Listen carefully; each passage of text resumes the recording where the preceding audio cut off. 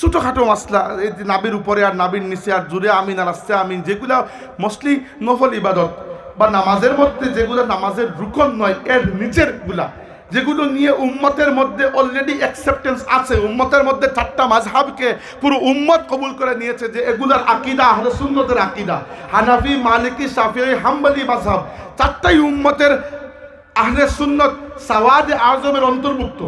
আচ্ছা, আপনি 5 নম্বর আর কি বানিয়ে দিয়েছেন আহলে হাদিস, বুঝলাম, ঠিক আছে, কতক্ষণের জন্য মেনে নেই, কিন্তু এই 2-4টা মাসলা নিয়ে উম্মতের মধ্যে এত ভেদাভেদ আর এত হিংসা তৈরি করার কোনো দরকার আছে? প্রত্যেকটি কাজকে শিরক ফতোয়া দেওয়ার, শিরকের সেন্সিটিভিটি আপনারা বুঝেন না, বিদআতকে শিরক ফতোয়া দিয়ে দিচ্ছেন। যে মানুষটা একটা কুসংস্কার করছে তাকেও শিরক ফতোয়া দিয়ে দিচ্ছেন। এবার আজ সারা বাংলার মুসলমানকে আপনি মুশরিক বানিয়ে দিলে থাকবে এটাকে? এগুলো করে আমরা উম্মতকে তো জুড়তে পারছি না। বুঝা যেত যদি আপনি নতুন দাওয়াত নিয়ে এসেছেন বা আপনি মুজাদ্দিদ হয়ে এসেছেন, বুঝা যেত আপনি কোরআন সুন্নাহর দিকে মানুষকে ফেরাচ্ছেন, ঘুরে ফিরে আপনারাও আপনাদের ওই একটি ফিরকার মধ্যে বন্দী হয়ে আছেন। আমি বলছি আমার সেই সকল ভাইদেরকে যারা কথায় কথায় হাদিসের দোহাই দেন, এমন নয় যে আমরাও স্বর্গে উঠে গেছি, আমাদের মধ্যেও দুর্বলতা আছে, স্বীকার করেন, দুর্বলতা আমাদের সবার মধ্যে আছে, কিন্তু আলহামদুলিল্লাহ আল্লাহর দিনের বৃহত্তর স্বার্থে আল্লামা ফুলতুলি সাহেব রহমতুল্লাহি আলাইহির অনুসারী বলতে ফুলতুলি সাহেবের অনুসারী, ফুলতুলি সাহেবকে আমরা এই যুগের ইমাম এবং মুজাদ্দিদ মনে করি, এই জন্য তারা অনুসরণ করি।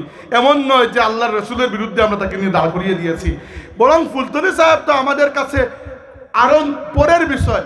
এর চেয়ে বাড়িয়ে আমাদের তো মুর্শিদ হচ্ছে সৈয়দ আহমদ বেরলভী রহমতুল্লাহ আলাইহি, এরও আগে গিয়ে আমাদের মুর্শিদ হচ্ছেন শাহ ওলিউল্লাহ ইমামুল হিন্দ মুজাদ্দিদ দেহলভী রহমতুল্লাহ আলাইহি, এরও আগে গিয়ে আমাদের মুর্শিদ হচ্ছেন মুজাদ্দিদ আলফে সানি রহমতুল্লাহ আলাইহি, এরও আগে এগিয়ে গেলে আমাদের মুর্শিদ সুলতান সেহলের শাহজালাল রহমতুল্লাহ আলাইহি, আরেকটু এগিয়ে যান সুলতান সালাউদ্দিন আইয়ুবী রহমতুল্লাহ আলাইহি, আরো এগিয়ে যান আমাদের আসল মুর্শিদ তো ইমাম হুসাইন রাদিয়াল্লাহু তাআলা আনহু। যখন অন্যায় দেখবেন প্রতিবাদ করবেন, কে শিখিয়েছেন? হুসাইনের নানা শিখিয়েছেন, আর করে কে দেখিয়েছেন? হুসাইন করে দেখিয়েছেন। ফুলতুলি সাহেব তো আমাদেরকে এটিরই শিক্ষা দিয়ে গেছেন। হাজিরিন, বক্তব্যের শেষ প্রান্তে চলে এসেছি। একটা কথা বলতে চাই, সেটা মুরব্বীদের জন্য নয়, যুবকদের জন্য। আসুন একটু কাজে নামি। কি কাজ? একটু খেয়াল করে দেখুন, আল্লাহর রাসূল সাল্লাল্লাহু আলাইহি ওয়াসাল্লাম যখন দাওয়াতি কাজ শুরু করেছেন, দুনিয়াতে আল্লাহর উপর ইমানদার বলতে এক নবী নিজেই ছিলেন, এরপরে 1 জন 2 জন 3 জন 4 জন করে মানুষ এসেছে। আর ইন্তেকাল যখন করলেন তখন 1,24,000 বা 20,000-এর মতো সাহাবী আল্লাহ নবী পেছনে রেখে গেছেন। এবং যখন তিনি হিজরত করছেন তার দাওয়াতি জীবনের একেবারে মধ্যখানে, তখন এইরকম অবস্থা হয়েছে যে পুরো পা মাটিতে দাবিয়ে হাঁটতে পারেন নাই, কাফিররা হয়তো পদচিহ্ন চিনে ফেলবে। জিবরাইল বলেছেন, ইয়া রাসূলুল্লাহ, শুধু পায়ের আঙ্গুল গিতে গিতে হাঁটুন। এই অবস্থায় নিজের মাতৃভূমি ত্যাগ করতে হয়েছে। আর মাত্র 8 বছরের মধ্যে পুরো আরব জাহানের মধ্যে ইসলামের মহা বিপ্লব সূচিত হয়ে গেছে। আল্লাহ সার্টিফিকেট দিয়ে দিয়েছেন, ওয়াকুল জা আল হাক্কু ওয়া জাহাকাল বাতিল ইন্নাল বাতিলা কানা যাহুকা। হক চলে এসেছে, মিথ্যা দূরীভূত হয়ে গেছে। তার মানে আমার নবী কোনো না কোনো কাজ তো করেছেন যেটা আল্লাহর পছন্দ হয়েছে, তার মানে আমার নবী সফল, তাই না? আল্লাহর রাসূলের জীবনটাকে একটু স্টাডি করে দেখুন কোন পদ্ধতিতে তিনি কাজ করেছেন। আমি চাই ওই পদ্ধতিতে আমরাও কাজ করব। এটাই আমার একমাত্র স্বপ্ন, যেটি নিয়ে আমি মাহফিলে ঘুরে বেড়াই, সবাইকে বলি যে আল্লাহর রাসূলের সিরাত অধ্যয়ন করে দেখুন।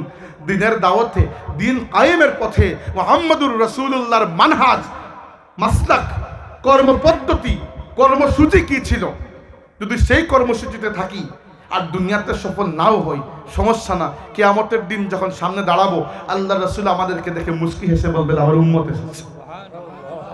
আর অন্য পথে সফল হয়ে গেলেও সেটি সুন্নত নয়।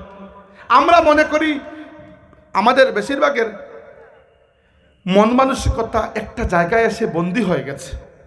আমরা ইসলামকে দুনিয়ার বুকে বিজয়ী করার জন্য 3টা পদ্ধতিকে বেছে নিয়েছি, যে 3টা পদ্ধতি কোনোটাই স্বয়ংসম্পূর্ণ নয়, 3টাই খণ্ডিত। এর মধ্যে একটা পদ্ধতি বা 2টা পদ্ধতি তো চূড়ান্ত ভুল আমার মতে। আমরা মনে করি যে কয়েকজন হুজুরকে নির্বাচনে দাঁড় করিয়ে দিলেই মনে হয় ওরা আইতান না সৈয়দ হুরুনা ফি দিনিল্লাহি আফওয়াজা, কিছুই হবে না। ওই সিস্টেমটাই খারাপ। ওই সেকুলার দাজ্জালি সিস্টেমের মধ্যে 2-4 জন ভালো মানুষ চলে গেলে ওরাও মহাত্মা গান্ধীর বান্দরের মতো হয়ে যাবে, না কিছু বলো, না কিছু দেখো, না কিছু শুনো। তো 2-4 জন হুজুর ওই ইয়েতে দিয়ে দিলে লাভ কি হবে? কিছুই লাভ হবে না আলটিমেটলি। তো এই নির্বাচন পদ্ধতি, এই সেকুলার এই দাজ্জালি সিস্টেমের অধীনে এই নির্বাচন পদ্ধতি করে, হ্যাঁ যদি আপনি লোকাল নির্বাচন করেন, যে লোকাল যারা আছে যাদের কাজ আইন প্রণয়ন করা নয় বরং জনগণের উন্নয়ন করা, হ্যাঁ লোকাল প্রতিনিধি, that is a good thing, এটা করতে পারেন। কিন্তু আইন প্রণয়ন, এই বর্তমান পৃথিবীর মুসলিম দেশগুলো যে সেকুলার ডেমোক্রেসির অধীনে চলছে, সেখানে এই পুরো সিস্টেমটাই সেকুলার। এখানে 2-4 জন আলিমুলামা তো পরের বিষয়, আল্লামাকেও দিয়ে দিলে কোনো লাভ হবে না। ওই আল্লামার বুটের কোনো দামই থাকবে না ওইখানে। 2 নম্বর আমাদের পদ্ধতি হচ্ছে, আমরা মনে করি সন্ত্রাসী পদ্ধতি। ওইখানে যান 2-4টা বোম ফুটিয়ে দেন, ওখানে যান মুসলমানদের বিয়ের অনুষ্ঠানে গিয়ে বোম মেরে দেন। আল্লাহর নবীর সারা জিন্দেগিতে এই পদ্ধতি আপনি কোথাও দেখেছেন? আপনার যদি দুশ্মনী থেকে থাকে, সিস্টেমের সাথে দুশ্মনী, এই সাধারণ জনগণের সাথে আপনার কিসের দুশ্মনী? যদি আপনাকে এই দেশে ইসলাম কায়েম করতে হয়, তাহলে আপনাকে পাওয়ারে যেতে হবে একটি বৈধ উপায়ে, সেখানে গিয়ে আপনাকে আইন করতে হবে। রাস্তায় তো আইন তৈরি হবে না। আজ পর্যন্ত কোনো এরকম সংগঠন যারা এইরকম বেকুবের মতো আমেরিকার এজেন্ডা বাস্তবায়ন করে, আমেরিকার অস্ত্র দিয়ে মুসলমানদের উপর বম্বিং করেছে, কোনো ফায়দা এদের দ্বারা দুনিয়াতে এনিথিং কোনো ফায়দা হয়েছে? 3 নম্বর, আমরা মনে করি যে খালি দাওয়াত তাবলীগে হয় না। যদি হতো আল্লাহর রসুলকে মাঠে যেতে হতো না? আমরা মনে করি দাওয়াতের মাধ্যমে সবাইকে পাল্টে দেবো। ভাই সবাই পাল্টায় না। এই জন্য আমাদেরকে যেটা করতে হবে, প্রথমে দাওয়াত, আল্লাহ নবী প্রথমে দাওয়াত দিয়েছেন। 2 নম্বরে যারা দাওয়াতে লাব্বাইক বলে আসবে তাদেরকে সঙ্গবদ্ধ করা, একটা জামাত, এই উম্মত টুকরা টুকরা না হয়ে জামাতবদ্ধ থাকবে। এবং প্রথমে নিজেদের জীবনে আল্লাহর দ্বীনকে কায়েম করা, যাদেরকে আপনি জড়ো করবেন তাদেরকে তালিম তরবিয়ত দেওয়া। যে মানুষের কাছে দুনিয়া থেকে আখিরাতের চাহিদা বেশি নয়, সে মানুষটি আল্লাহর জন্য জানমাল কেন কুরবান করবে আমাকে বলুন? খালি ট্রেনিং দিয়ে কেউ করবে? আর্মিকে খালি ট্রেনিং দিয়ে আপনি যুদ্ধে নামাতে পারবেন না, সম্ভব নয়। যতক্ষণ না তার মধ্যে দেশপ্রেম বা এইটা বা এইরকম কোন একটা জজবা তৈরি করতে হবে ভাই, সম্ভবই না। ট্রেনিং দিয়ে আপনার শুকনা ট্রেনিং দিয়ে গিয়ে কোনো আর্মি অফিসার গিয়ে ওখানে জান দেবে না। তার নিজের জানার জন্য তার নিজের মায়া আছে। যতক্ষণ না দেশ জনগণ এদের জন্য ভালোবাসা তার মনের মধ্যে আসবে। তো আপনিও যদি মনে করেন আমার জীবনের একটা বড় অংশ আমি আল্লাহর জন্য ব্যয় করব, আল্লাহর পথে দাওয়াত দিব, বেনামাজিকে নামাজি বানাবো, আল্লাহর সৃষ্টির সেবা করব, আমি বাকিদের প্রতিবাদ করব, যেখানে অন্যায় দেখবো অন্যায়কে আটকানোর চেষ্টা করব, আল্লাহর পথের কর্মী হব, আপনার কি মনে হয় আল্লাহর জন্য, আল্লাহর রসুলের জন্য আপনার অটুট মহব্বত না থাকলে এটা কি খুব সম্ভব? খালি আমার ওয়াজ শুনে সম্ভব নয়। তাইলে আল্লাহর নবীর 2 নম্বর পদ্ধতি হচ্ছে প্রস্তুতি। নিজেকে প্রস্তুত করি আমরা। ওরা আমাদেরকে নাস্তিক বানাতে চায়, ওরা আমাদের পরবর্তী প্রজন্মকে বেহায়া নির্লজ্জ বানাতে চায়। আমরা খাঁটি ইমানদার হয়ে দেখিয়ে দেব যে আমরা সফল, তারা ব্যর্থ হয়েছে। আর 3 নম্বর হচ্ছে মান রাআ মিনকুম মুনকারান ফালইউগাইয়িরহু বিয়াদি, যেখানে অন্যায় দেখবেন প্রতিবাদ করবেন। অন্যায়ের প্রতিবাদের নামই হচ্ছে জিহাদ ফি সাবিলিল্লাহ। অন্যায়ের প্রতিবাদের মধ্যে স্তর রয়েছে। একটা বাচ্চা শিশু, সে অন্যায় দেখলো, তার কিছু করার ক্ষমতা নেই। সে যদি খালি মন থেকে ঘৃণা করে তার জন্য যথেষ্ট। আমি একজন বক্তা এবং মোটামুটি মানুষ আমাকে চিনে, আমার খালি মন থেকে ঘৃণা করে যথেষ্ট নয়, আমার জন্য মৌখিক এবং লিখিত ভাষায় প্রতিবাদের যোগ্যতা আছে বিদায় এটি না করলে আমার হক আদায় হবে না। আর 3 নম্বর, একজন এমপি, তিনি খালি মুখ দিয়ে বললে হক আদায় হবে না, তার শক্তি আমার চাইতে বেশি। তিনি পুলিশ প্রশাসন বসিয়ে, সালিশ বসিয়ে দোষীকে শাস্তি দিতে পারেন, এই ক্ষমতা তাকে রাষ্ট্র দিয়েছে। তিনি খালি মন থেকে ঘৃণা করলে আর মুখ থেকে প্রতিবাদ করলে তার হক আদায় হবে না।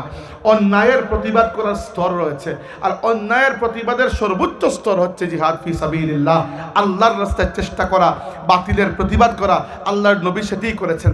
এই যে পদ্ধতি, প্রথমে দাওয়াত আল্লাহর রাস্তায়, পরে মানুষকে প্রস্তুত করা, আর পরে বাতিলের বিরুদ্ধে প্রতিবাদ করা। যতটুকু আপনার দ্বারা সম্ভব হয়, আপনার লেভেল থেকে যতটুকু হয়, বিশৃঙ্খল নয়, সুশৃঙ্খল হয়ে, যেরকম বর্তমান শিক্ষানীতির বিরুদ্ধে আল ইসলামের একটা বলিষ্ঠ পদক্ষেপ। আমি বলছি না এই পদক্ষেপটি 100% একেবারে কারেক্ট হয়েছে, কোনো না কোনো জায়গায় কিছু না কিছু লেকিংস তো থাকবেই মানুষ হিসেবে, কিন্তু আলহামদুলিল্লাহ আমাদেরকে গর্বিত করেছে আঞ্জুমানে আল ইসলাম যে ফুলতলি সাহেবের রেখে যাওয়া রুহানি জিসমানি আওলাদরা এখনো আল্লাহর জমিনে আল্লাহর দিনের দায়িত্ব ছেড়ে ঘরে বসে ফিরে যান নাই, এখন এই দায়িত্ব পালন করতেছেন। এই পদ্ধতি হচ্ছে নববী পদ্ধতি। এই পদ্ধতিতে সাইয়্যিদ আহমদ বেরলভী আল্লাহর রাস্তায় শহীদ হয়েছেন। এই পদ্ধতিতে ফুলতলি সাহেব কিবলা আল্লাহর রাস্তায় ঘাম জড়িয়েছেন। এই পদ্ধতিতে শাহজালাল রহমতুল্লাহি আলাইহি এসে সিলেটের জমিনকে শিরকের কালিমা থেকে মুক্ত করে ইমানের নূর দিয়ে পরিপূর্ণ করেছেন। আমরাও টার্গেট নেই যে আমরা শুধু হুজুরদের উপর ইসলামের দায়িত্ব সঁপে না দিয়ে কিছু দায়িত্ব আমরাও নেব, অন্তত নিজের ঘরে ইমানের দাওয়াত। আর রমজান মাসে বিশেষ করে যারা দারুল খিরাতের খিদমতে থাকবেন, যারা আলিম উলামা এবং এই শ্রেণীর মানুষ যারা কথা বলতে পারেন, তরুণদের প্রশ্নের জবাব দিতে পারেন, একটু চেষ্টা করবেন, খেয়াল করে দেখবেন আপনার এলাকার ওই ছেলেটি কি জন্য আল্লাহর উপর সন্দেহ করে আছে, কি জন্য ওই ছেলেটি নামাজ পড়ে না, কারণটা কি? আমাদের সমস্যা হচ্ছে আমরা দাওয়াত দিতে পারি না, আমরা খালি ফতোয়া লাগাই। আমাদের প্রথম টার্গেট হচ্ছে যে আমার কথা মানুষকে গিলে খাইয়ে দেব, না মানলে কুফরি ফতোয়া লাগাবো, আর তাও যদি না মানে তাকে শহীদ করে ফেলবে। এই পদ্ধতিতে হবে না। যে পদ্ধতিতে আল্লাহর রাসূল করেছেন সেই পদ্ধতিতে টার্গেট করেন কিছু মানুষকে, যে এদেরকে আমি দাওয়াত দিব আল্লাহর রাস্তায়, যদি চলে আসে তাহলে তাদেরকেও দাড়ি বানাবো, তোমরাও আরো 10 জনকে দাওয়াত দাও। এইভাবে এই দাওয়াতের সিলসিলা যখন ছড়িয়ে পড়বে, সংগঠন তো আমাদের ইতিমধ্যেই আছে, আঞ্জুমানে তালামিজে ইসলামিয়া, আঞ্জুমানে আল ইসলাম, নেতৃত্বের অধীনে তো আমরা ইতিমধ্যেই আছি। তো আমাদেরকে এর পরের চিন্তাটা করা লাগবে না। মাঠে যদি আমরা কাজ করতে পারি আর পরিবারের মধ্যে যদি আল্লাহর দ্বীনকে কায়েম করতে পারি, বাকি সব কিছু আমাদের জন্য সুবর্ণ ব্যবস্থা করে রাখা আছে। আল্লাহ রাব্বুল আলামিন এতটুকু পরিশ্রম আল্লাহর দ্বীনের জন্য আমাদেরকে আদায় করার তৌফিক দান করুন। ওয়া আখিরু দাওয়ানা আনিল হামদুলিল্লাহি রাব্বিল আলামিন। দুরূদ শরীফ পড়ে আমরা সংক্ষিপ্ত একটি দোয়া করে বিদায় নেব। সাল্লাল্লাহু আলা সাইয়্যিদিনা ওয়া মাওলানা মুহাম্মদ ওয়া আলা আলিহি ওয়া আসহাবিহি ওয়া সাল্লাম। আমি শেষ করে দিচ্ছি, এখন আর শুরু করা যাচ্ছে না। এখন একটা একেবারে জন্য বই দেখছে, বেলবেরি বই দেখছে একটু। সাল্লাল্লাহু আলা সাইয়্যিদিনা ওয়া মাওলানা মুহাম্মদ ওয়া আলা আলিহি ওয়া আসহাবিহি ওয়া সাল্লাম। আল্লাহুম্মা আমিন। আলহামদুলিল্লাহি রাব্বিল আলামিন والصلاة والسلام على سيد الأنبياء والمرسلين وعلى آله وأصحابه أجمعين. ربنا تقبل منا إنك أنت السميع العليم وتب علينا إنك أنت التواب الرحيم. الله আমরা এই মাহফিলের শুরু থেকে শেষ পর্যন্ত তুমি কবুল করো মওলা রব্বে করিম। এই মাহফিলে বহুত মানুষ শরীক হইছেন, কেউ শ্রম দিয়া, কেউ টাকা পয়সা দিয়া, কেউ পরামর্শ দিয়া হাজির হইয়া তোমার বান্দা হলোর এই পরিশ্রম রে, এই দান খয়রাতকে তুমি কবুল করো মওলা। আল্লাহ আমরা মাফ করে দাও, আমরা জিন্দা মুর্দা মা বাবারে মাফ করে দাও, তোমার হাবিবর তামাম উম্মতে মরহুমা মুমিন মুমিনাতকে মাফ করে দাও। আল্লাহ তুর্কি এবং সিরিয়াত আমরার বাই হল, আমরার বই হল ভূমিকম্পর কারণে বড় মারাত্মক অবস্থার মধ্যে আসেন মওলা। তোমার বান্দা হলোর প্রতি, আমরার ভাই বই হলোর প্রতি তোমার দয়ার নজর ফরমাও। দুনিয়ার যেখানো আমরার মুসলিম ভাই বিরাদর জালিমর জুলুমর পিছিয়ে আসুন, অথবা অন্য কোনো পেরেশানিতে, অথবা অন্য কোনো আঘাতর ফলে আঘাতপ্রাপ্ত, আল্লাহ তোমার হাবিবর উম্মতর দিকে দয়ার নজর ফরমাও। রব্বে করিম আমরা ভিক্ষা চাই, আমরা বেমারি হলে শিফা দান করো আল্লাহ, অভাবী হলোর অভাবরে দূর করে দাও আল্লাহ, বেরোজগারি হল লাগে হালাল রুজির দরজা খুলে দাও। আমরার মাঝে যারা যে মুশকিলও আটকাইল আল্লাহ তুমি মুশকিলটা আসান করে দাও, যারা যে মুসিবতের মাঝে পড়ে গেছেন মুসিবত থেকে উদ্ধার করো মাবুদ। আল্লাহ আমরা নামাজি বানাও আল্লাহ, তোমার দিনের খাদিম হিসাবে আমরা কবুল করো। আমরা মুরব্বী হলোর জানো আরাম দাও, বাকি জিন্দগি শান্তির সাথে তোমার গোলামি করার তৌফিক দাও। আমরা যুবক হলে তোমার দিনের খাদিম হিসাবে তুমি কবুল করো আল্লাহ। রব্বে করিম আমরা ইখলাস দান করো আল্লাহ, আমরা জালিম বানাইও না, আমরা মজলুম বানাইও না আল্লাহ। যতদিন দুনিয়াতে রাখো তোমার বান্দা হিসাবে রাখো, দুনিয়াতেও আমরা বেইজ্জত করিও না, হাসরের ময়দানও শর্মিন্দা করিও না মাবুদ। রব্বে করিম তোমার কাছে ভিক্ষা চাই, বারবার আমরা হারামাইন শরীফাইনের মকবুল হজ এবং জিয়ারত নসিব করো। আল্লাহ তোমার বান্দা হলে মাহফিলে শরীক হয়েছেন, যার যে অসুবিধা লইয়া আইছেন তুমি আল্লাহ এই অসুবিধারে দূর করিয়া দাও। বহুত মানুষের যোগাযোগ করেন আল্লাহ, বহুত অসুবিধা আছে, মুখ দিয়া হইতে পারেন না। আন্তা আলিমুম বিজাতিস সুদূর, তুমি দিলর অবস্থা জানরায় রে বাবা মাহবুব। আল্লাহ তুমি এরার দিলর অবস্থা জানরায়, তুমি তোমার বান্দা হলার দুঃখ দুর্দশারে দূর করিয়ে দাও। আমরা প্রবাসী হলার জিন্দগির রোশন করিয়ে দাও। যারা রিজিক কর্তালা সে দেশ ছাড়িয়া যাইরা অথবা গেছেন গিয়া প্রবাসে তোমার কোনো বান্দারে বিপদর মুখে ফেলাইও না আল্লাহ। আপনার প্রবাসী হলে বড় দান খয়রাত করুন, সহযোগিতা করুন। এরা বড় আগ্রহ লইয়া তোমার দিনের খেদমত করতে চান, অতএব এরা রিজিকর জিম্মাদারি তোমার এত মৌলা। রিজিকর পেরেশানির কারণে কোনো মানুষের অন্য দুয়ারও নিও না। আল্লাহুম্মা ইন্না নাসআলুকাল আফওয়া ওয়াল আফিয়াতা ওয়াল মুআফাতাদ দাইমাতা ফিদ দীনি ওয়াদ দুনিয়া ওয়াল আখিরাহ والفوز بالجنة والنجاة من النار. اللهم إنا نعوذ بك من درك الشقاء وسوء القضاء وشماتة الأعداء. اللهم إنا نسألك شفاعة حبيبك صلى الله عليه وسلم يوم القيامة بفضل الله. এই মাহফিল থেকে আমরা দোয়া করি আর এই এলাকার মুর্দেগানোর লাগে এই মাহফিলটা হিসাবে সওয়াব হিসাবে কবুল করো আল্লাহ। আমরা মুর্শিদ হযরত ফুলতলি সাহেব রহমতুল্লাহ আলাইহি সহ তামাম বুজুর্গানের রূহের উপরে এই মাহফিলের সওয়াব পৌঁছাও আল্লাহ। যারা আমাদের মাথার উপরে ছায়া হিসাবে আসুন তুমি আল্লাহ নেক হায়াত দেও। খাস করে আমাদের মা বাবা যারা জীবিত আসুন নেক হায়াত দাও। যারা কবরবাসী হয়ে গেছেন তারা কবরের জান্নাতের বাগান বানাইয়া দাও। ওসল্লাল্লাহু তাআলা আলা নবিয়িনা মুহাম্মদ ওয়া আলা আলিহি ওয়া আসহাবিহি আজমাইন।